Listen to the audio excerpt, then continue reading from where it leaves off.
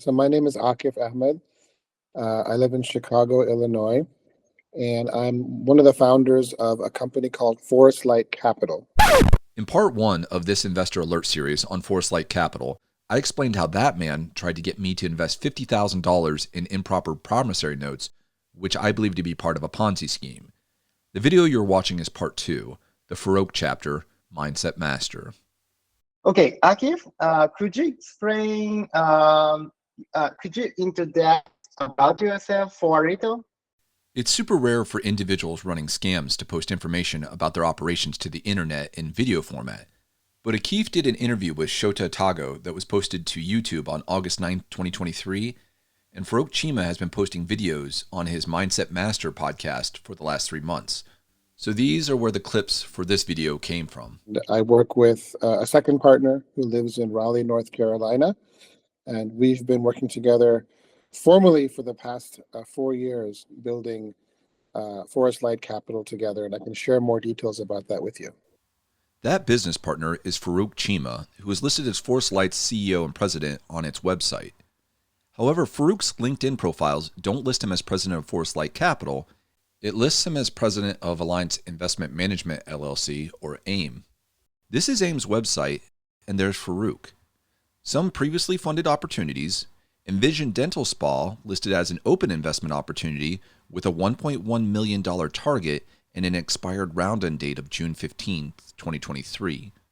Rainforest Hive, which was brought up on a call between Akif and I, some more companies, which will be important later in this video, and the executive team section, which didn't show Farooq as president as of January 14, 2024, when this screen capture was taken, and was a red flag, but has since been updated sometime in the week after that, and now lists him as general partner.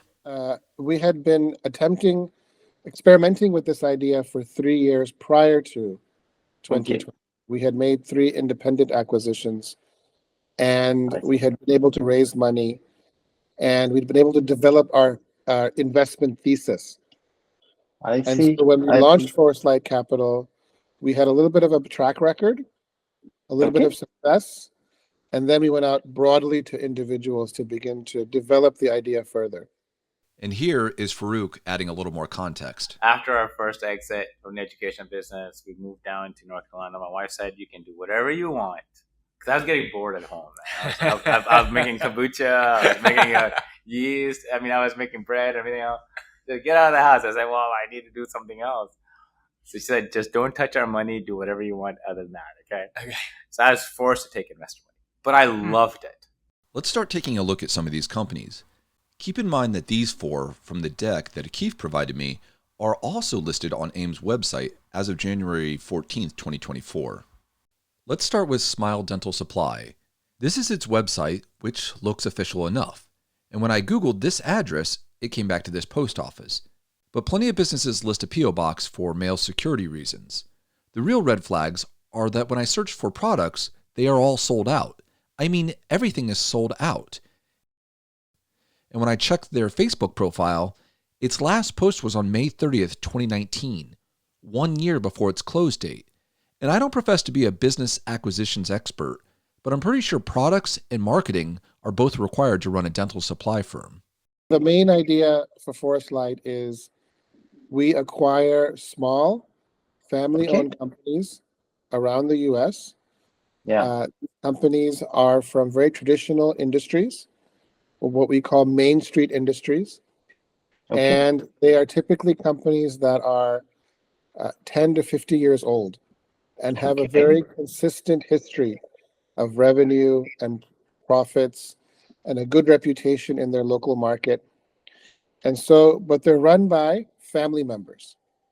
And typically when we meet them, Shota, they are interested in retiring, but their children or their grandchildren do not want to take over the family business. And here's Farooq echoing that message. That's kind of why we've also set up this leadership development program in Alliance, right? It's just that important. We're going to build a long-term organization that, where investor money is sacred. But we've got to build a group of leaders who are going to solve the world's problems, right? We solve the world's problems through our way of acquiring businesses that would have shut down but intergenerational business that may have shut down, but we're acquiring them, keeping the employment going, and taking care of investor returns too. And those leaders are going to solve the problems. And so there's you're absolutely right in terms of you got to kind of remember what you're doing. Remember just the bigger picture too. Right? And so we take what is typically a healthy business and we grow it, we professionalize it, we bring in professional management. And as it grows, we're able to make either dividend payments to our investors or interest payments to our investors. In each case, they can make anywhere from 12, 14, 15, 16% a year over the time that we own that company.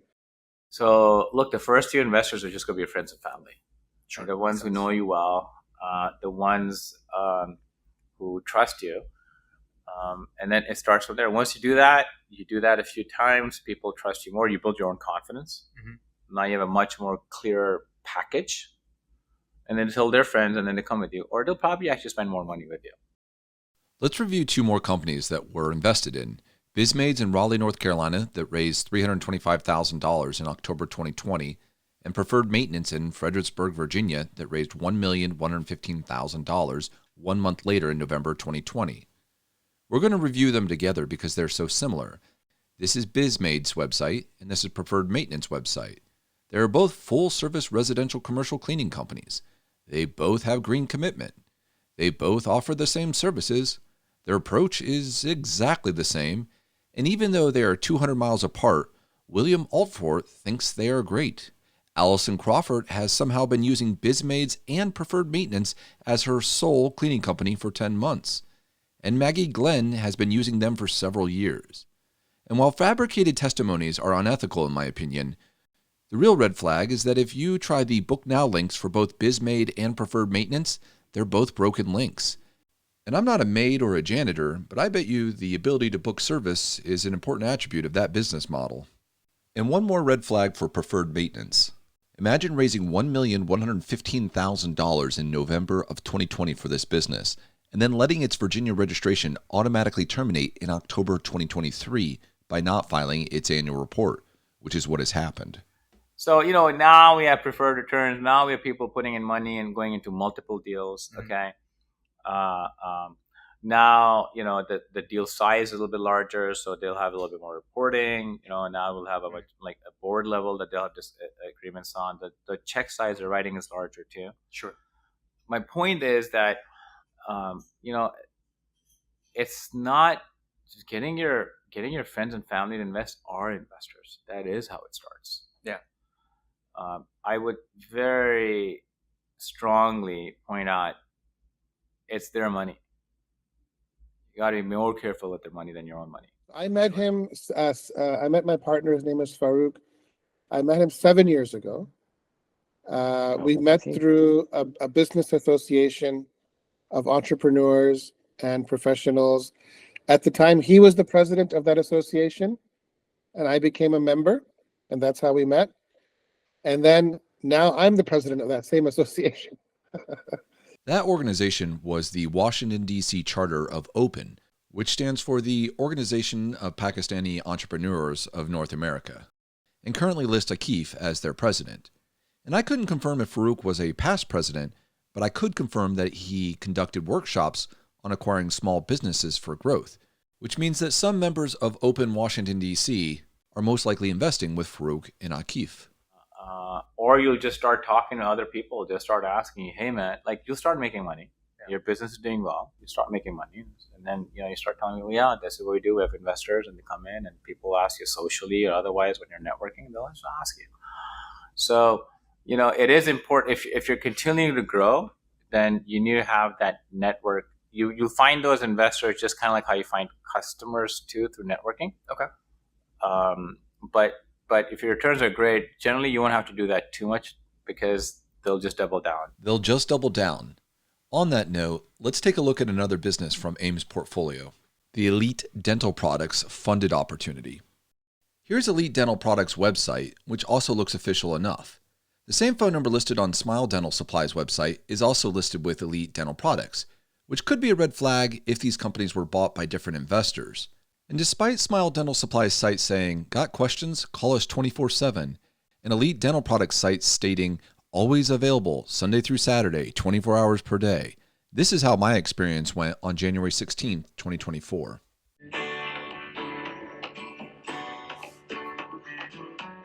Your call has been forwarded to the voicemail for John Woodaffer. No one is available to take your call. At the tone, please record your message. When you've finished recording, you may hang up or press the pound key for more options. That's not a good sign. Elite Dental's leadership includes 2 individuals listed on AIM's website, but firms often embed members of their teams to ensure companies are operating correctly. The real red flags are the fact that Abdul Hadi Gul is listed as the e-commerce leader, which can be confirmed on his LinkedIn profile. But when I check Elite Dental Products' Facebook profile, I get the same lack of activity. Its last post was February 18th, 2021, 3 months after its close date. Why would it stop posting on its profile after a team was brought in to professionalize and grow it? And the real red flag is that the Shopify e-commerce site is now inactive. And Elite Dental Products' state registration is inactive for that matter, just like the preferred maintenance company from before, for failure to file annual reports. And I'm no e-commerce expert, but I'm pretty sure you need an e-commerce store to sell online if you want to make profits.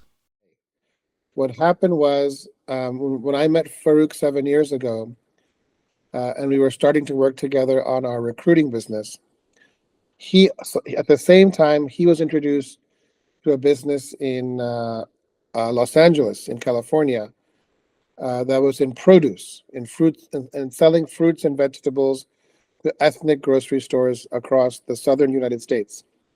The owner of that business wanted to exit. It was a small business. It was doing okay, not great. And he was introduced by a mutual friend. And he took it, my partner took an interest in that company and felt like he could run it, even though he had no background in produce. He was an engineer by training. He had just sold his education company. He was interested in doing this, and he asked myself and 4 or 5 other friends of his if we could pool funds. He guaranteed us an annual payment and said, "Help me buy this business. I'll run it. I'll grow it." So that company is called Frables. Now it's doing anywhere from, it was doing $20,000 a week in sales back then when he bought it. Now it's doing 175 to 250,000 a week in sales. And here's Farooq's version of that story. The main and unusual deal size, we started off really small. I mean, we started off, I think the first business I got into this was just going on vacation in California and buying a business for $10,000. Okay. Wow. It's on track this year to do over $10 million. Okay. That's 3 years later. That's quite an increase. Yeah. I think we'll need a whole episode on that. Ooh, man, how if that you want to find out happens. what you're about, that's when you find out. I mean, we had investors, we had taken their money. There were moments when the business wasn't doing very well. It was like we don't even know if it's going to survive. And we're like, nope, we're going to make this work. So got in that, and now we're doing like, I think, we're looking at deals that are much larger, $15 million or more too. And I think these are going to be, and I think we're just getting started. This is Frables' website, which is fairly basic for a company doing 10 million plus in sales per year, because that's it. This house in Delaware is the address associated with Frables per their website, and this warehouse in California is the address associated with Frables per the United States Department of Transportation records, which are actually the biggest red flags, because they indicate that Frables' operating status is inactive. And if you're thinking that revenue is generated as a broker, it doesn't appear they have the authority to do so. So none of this adds up. I should tell you, Shweta, that we've worked together now for 4 years. During that time, I've raised, between equity fundraising and debt fundraising, just about $14 million. So, Okay. and we have some very significant goals over the next 18 to 24 months to continue to raise money, grow our portfolio of acquisitions. and really create opportunity for a wide and diverse network of investors. So, I think a lot of people also ask me, hey, listen, how do you set up this agreement? What's an investor agreement? Right? Hey, do I need to go ahead and kind of, does the government need to authorize me to take money? And in general, if you're talking to your friends and family, you don't need to go out and get the government involved. I mean, people bet on each other all the time. So that's pretty good. And so I think, sometimes you get lucky that in your network, you have people who have certain expertise and certain integrity and credibility. And it's very important to have those relationships. When you start something that's new and different and innovative, it's very important to bring the relevant people from your network into your effort as collaborators. How many acquisitions have you gone through? What sizes have you gone through? Because there's a lot of experience that you certainly have to offer, and I just want to make sure that everyone can get a gist of what we're going to be able to talk about in this podcast. Yeah. So I think I have a lot more battle scars for others to learn from. So we've done about 15 acquisitions so far. Okay, just in the last 3-4 years. I think most of them started off after COVID. Okay. Wow. Multiple different industries. For certain business services, we are in janitorial.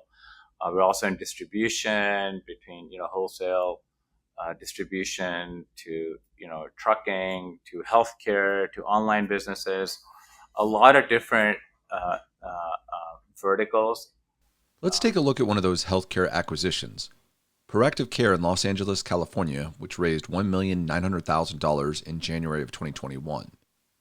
This is its website, which shows it's in the congregate living business. On the About page, it explains that a congregate living health facility is a residential home which provides inpatient care, including the following basic services: medical supervision, 24-hour skilled nursing and supportive care, pharmacy, dietary, and social recreational.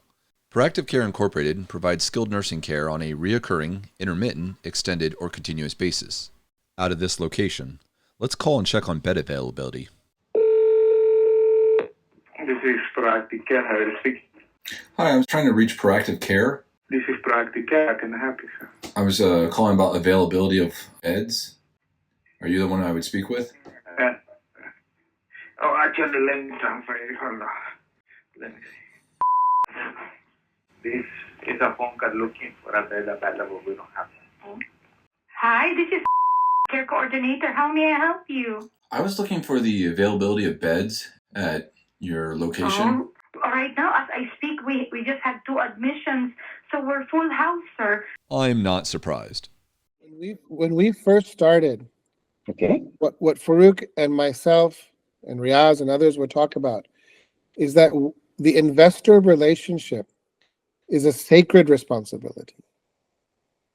It's a sacred responsibility. What that means is someone else has given you money, their money, their hard-earned money, with the intention of improving their wealth and quality of life.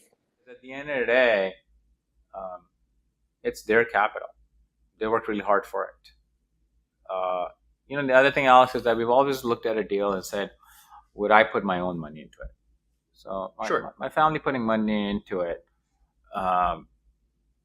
means that it is a good deal, and there's a little bit more pressure than just, hey, I just got some free money. Sure, makes sense. Yeah. When an investor comes into any one of our deals, they start receiving returns immediately, every month or every quarter. Yeah. And so that's a very strong. That's a very strong position. And so the investors who joined us early were benefiting from that, and so very quickly that track record became very credible, and so therefore other investors came on too. And the investors, because you're watching now their money, you end up, or I end up, or my team ends up, or you usually end up taking more, because you're taking care of their money. It's a higher level of care. How you evaluate things and how you run your business does change for the better, I believe. It's much more disciplined. And I've really, I think a lot of people enjoy from that. I think a lot of people don't grow it because they're just afraid of taking investor money. Hey, I don't want somebody else being snooping into my business. Sure. I mean, that's true. The question then becomes: is your vision big enough that there's space in there for a lot of people? Sure. Let's take a look at another business. We've already done vegetables, elite dental products, and Maids, so that leaves bidets plus. Here's the website. More than half of the bidet models are out of stock. Here's the building associated with the website. It does have some recent blog activity, which was promising, but the last Facebook post was August 28, 2022. The last Twitter post was September 28, 2022. And the last YouTube video uploaded was February 16, 2022. And the Bidet Plus press page was kind of a giveaway that there are problems with this investment. This links to an article in 2013. These link to articles from 2015. These articles are gone, so they just redirect to the website's general landing page. This article is broken, and this website doesn't exist anymore. I tried to call them on January 17, 2024, to let them know that they should update these links, and here was my experience. Hi, you've reached with Bidets Plus. I'm currently on the phone assisting other customers, but if you leave your name, phone number, and a message, I'll give you a call as soon as I'm done. Thanks again for calling. Talk to you soon. Bye-bye. Because I had started a business as a sole owner, sole founder, right? And since then, after I exited and kind of stumbled into acquiring other businesses, I've always had business partners. And I've always had investors. So people have always said, why are you taking investors on? Especially for a guy who's used to calling all the shots himself, from being a sole owner, doing everything else. We contact a lot of people. Okay. We now have a database of maybe 1,000 people that we know. Okay. And initially, I think we're close to 100 people who've invested with us now, somewhere between 90 and 100. Others are going to be, look, I fully trust you. Actually, I don't want any more work. Here's my money. Please make sure you do a good job with it. Just give me the profits. Sure. But they're also your partners because they have a vested interest in your growth. What we do is say, here's a deal, or here's an investment opportunity. We present it to you. You tell us if you want to come in, and you come in. So we've done a profit sharing. We said, hey, listen, thanks so much. Here's your money back because now we don't need it anymore. And now people come back and say, listen, I don't want it back. I have a couple of guys. I mean, I remember a couple of them were disappointed. Okay. I'm like, why are you returning your money back? Like, we don't need it anymore. Thanks so much. You gave your returns. See, we want to develop relationships and trust. So if you come in at 25,000, and let's say the instrument is a 15% return instrument annually, that means every month you'll get a check deposit for $312.50. And as those deposits come every month, that means you're building trust with us, you are building a regular track record with us, and you have communication with us. Okay. And those three things build confidence, right? Yeah. So then you might decide to invest again, or a third time, or a fourth time. That's how we've seen our network grow and our funding grow, is that you start small and you build over time. So my point is, I think as you're talking to your friends and family or investors, you'll see how they are. If you're comfortable recruiting or hiring employees, you'll know you'll have a good vibe. Is this going to be a good fit or not? Yeah. We have a lot of acquisition opportunity in front of us. Our goal is to continue to make acquisitions every year, typically 4 to 6 companies a year. And we are focused on sectors of the economy that are performing well and do well in recession and do well in other difficult times. So I do look forward to having further conversation with you about the Forest Light opportunity. I bet Forest Light Capital regrets contacting me, but I don't think it's my videos that brings this operation down. I think it just accelerates the process. Because based on these acquisition dates, the stated $14 million raised, the 12 to 16% rates of returns, and the 1 to 5 year terms on the promissory notes, my guess is that we were already in the final stages of its sustainability. I make videos like the one you just watched because I hate fraud, but I follow a code when doing so. which is why information like companies listed under family members, personal information, and PPP loan data was left out. If you are a victim of this scheme and want to discuss your situation, I can share my experiences, but I'm not a lawyer. And this will be the last of these videos I'll make about this subject because I'm already on to the next one. So subscribe and invest your time wisely, and I'll let the mindset master himself wrap things up. It's a lot of fun learning this. I would definitely encourage the people taking the money to the person, putting the money into this whole system. It's a lot of fun. You love it. The difference between us and a regular coach or outside consultant is we actually have skin in the game, so we can cover it. So I'll come up with a plan. My team will come up with a plan. Listen, we'll go ahead and track these metrics. We'll teach you how to watch and manage my metrics. We've got the same goal as you. You know, a couple of months of initial hesitation, but then people start seeing that it works. We don't get into a business where you can't trust the other person before we get in. I've told a lot of people, I want to do business with people I'm comfortable inviting them to my house.